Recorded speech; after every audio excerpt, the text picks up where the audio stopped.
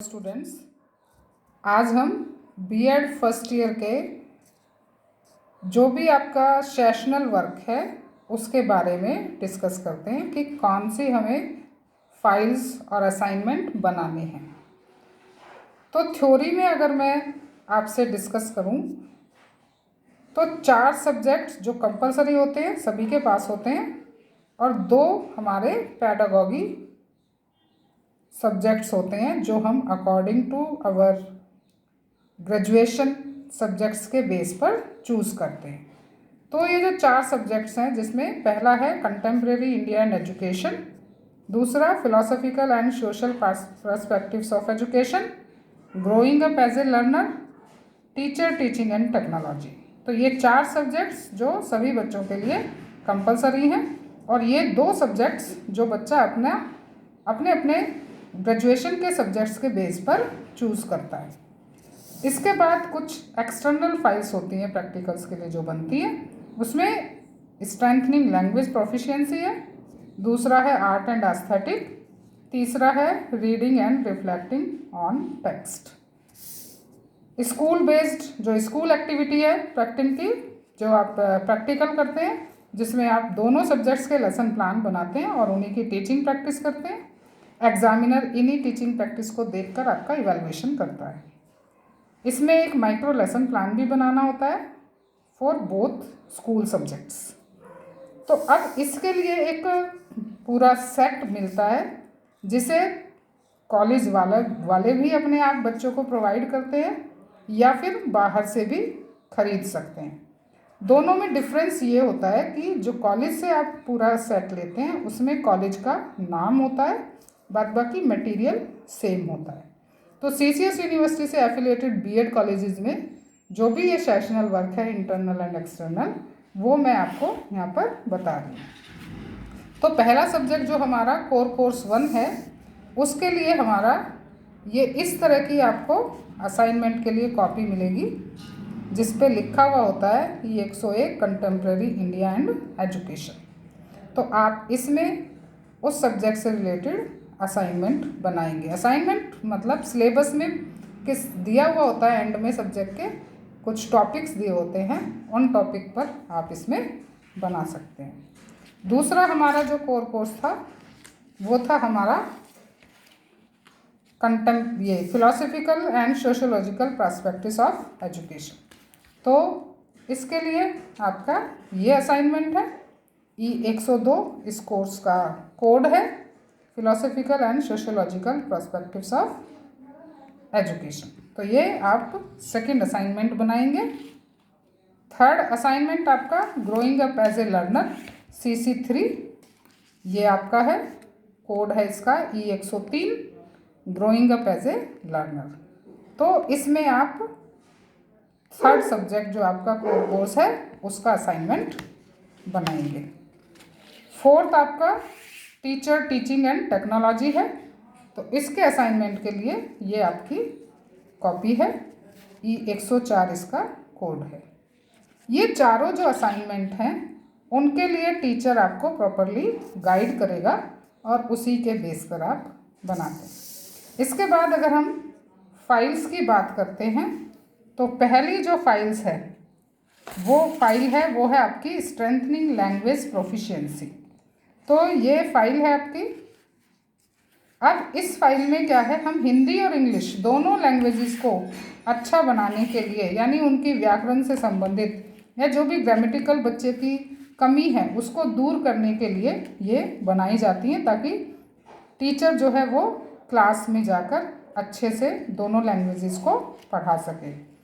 तो इसकी फाइल हम एक भी बना सकते हैं, यानी एक ही फाइल में दोनों को कंबाइन कर सकते हैं, लेकिन अलग अलग भी हम बना सकते हैं। तो ये हिंदी और इंग्लिश की फाइल, हिंदी वाली व्याकरण की फाइल आपकी हिंदी का टीचर बनवाता है और इंग्लिश वाला आपकी इंग्लिश की। इन दोनों लैंग्वेज प्रोफिशिएंसी वाली फाइल को बनाने से कोई संबंध ये नहीं है कि मेरे पास किसी बच्चे के पास अगर हिंदी है तो वो हिंदी की ही बनाएगा, इंग्लिश की नहीं बनाएगा। ये सिर्फ बच्चे की लैंग्वेज को स्ट्रॉन्ग करने के लिए, उसकी ग्रामर को स्ट्रॉन्ग करने के लिए फाइल बनाई जाती है।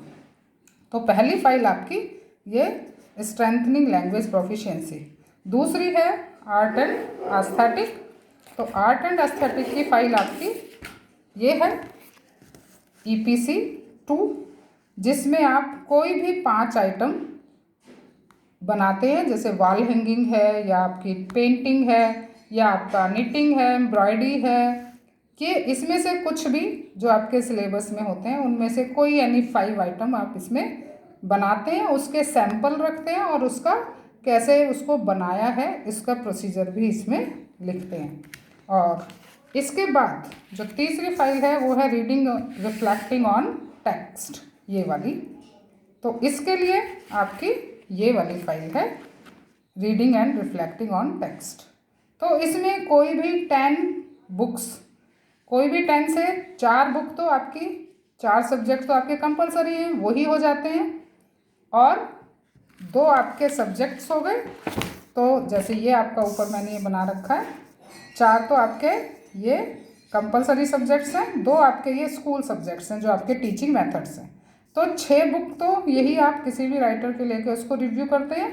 इसके अलावा 2 आप NCERT की बुक लोगे, 6 के बाद 4 बुक्स बची, तो 4 बुक आप 1-2 NCERT की लेते हैं और एक आप प्राइवेट पब्लिशर की 1-2 ले सकते हैं। तो इस तरह से इन बुक का रिव्यू करते हैं आप दोनों पैरामीटर के बेस पर, external parameter and internal parameter. External मतलब बुक का कवर कैसा है, उसकी बाइंडिंग कैसी है, पेजेस की क्वालिटी कैसी है। तो ये सारे क्या है, एक्सटर्नल पैरामीटर्स हैं जिन्हें आप देख के बताएंगे कि कैसा लग रहा है ये बुक का ढांचा कैसा है। और इंटरनल पैरामीटर उसका राइटिंग स्टाइल कैसा है, सब्जेक्ट मैटर कैसा है। तो ये सारा आप रिव्यू करके अपना उसको रेटिंग देते हैं और इस तरह से इस फाइल को बनाएंगे। इसके बाद जो हमारे सब्जेक्ट हमने लिए हैं उन सब्जेक्ट्स पर हम लेसन प्लान बनाते हैं, जिन्हें हम मैक्रो लेसन प्लान कहते हैं। तो इन मैक्रो लेसन प्लान्स को हम 15-15 लेसन प्लान बनाते हैं, जो कि आपकी ये कॉपी है। इसमें आप 15 लेसन प्लान बनाएंगे अपने जो भी आपका सब्जेक्ट है उससे रिलेटेड। तो ये आपको 2 मिलते हैं और इसमें आप उसको बनाएंगे। देन इसके बाद है हमारा micro lesson plan. Micro lesson plan जिसमें हम, ये आपका है, जिसमें हम टीचिंग स्किल्स के बारे में बताते हैं। तो जैसा इसमें 5 स्किल्स को कवर किया गया है, जिसमें से पहला है इंट्रोडक्शन स्किल या प्रस्तावना कौशल, दूसरा व्याख्या कौशल एक्सप्लेनेशन स्किल, क्वेश्चनिंग स्किल प्रश्नोत्तर स्किल, पुनर्बलन रीइंफोर्समेंट स्किल और शैम्पर्ट ब्लैकबोर्ड स्किल। तो ये 5 एक सब्जेक्ट के बनेंगे और 5 ही दूसरे सब्जेक्ट के। जैसे 5 आपने बायोलॉजी के बनाए हैं और 5 आप फिजिकल के बनाएंगे, या 5 आपने हिंदी के बनाए हैं ये और 5 ही आप SST के बनाएंगे।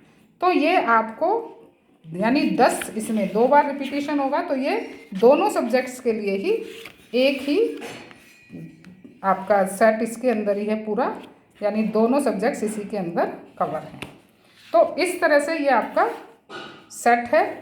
इसके अलावा जब फाइनल पेपर आपका होता है तो आपको फॉर द इवैल्यूएशन, जब आप टीचिंग करते हैं तो वहाँ एग्जामिनर के लिए आपको एक लेसन प्लान बनाना होता है, जिसमें सिर्फ एक ही लेसन प्लान बनेगा, वो एक सब्जेक्ट के लिए और ये दूसरे सब्जेक्ट के लिए। तो यहाँ पर ये आपका प्रैक्टिकल जब आपका होता है उसके लिए आप फाइनल लेसन प्लान इसमें बनाते हैं।